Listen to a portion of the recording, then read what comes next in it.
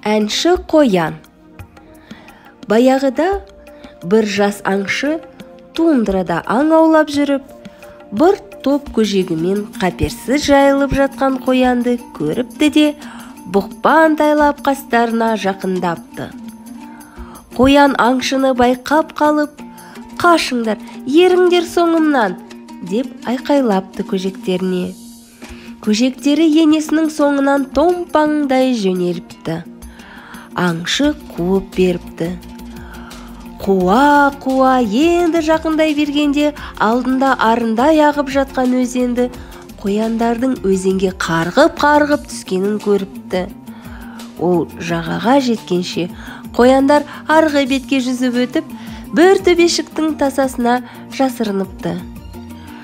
Жүгіре-жүгіре әбден титықтаған аңшы бір қой тасқа тізе бүгіп жылап жіберіпті. Ал кішкентай көжек төбенің басынан құлағын қағып қылтитып, аңшының көңілін басатын бір әнді шырқап қоя беріпті.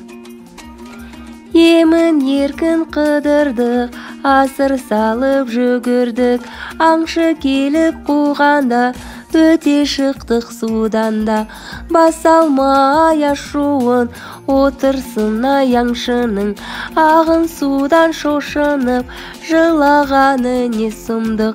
Ай-ай-ай-ай-ай-ай, ай-ай-ай-ай-ай-ай, ай-ай-ай-ай-ай-ай, ай-ай-ай-ай-ай-ай. Көжек осылай деп әндетіпті. Аңшының жебелерін қорамсағына салып, үйіне құр қол қайтудан басқа амалы қалмапты.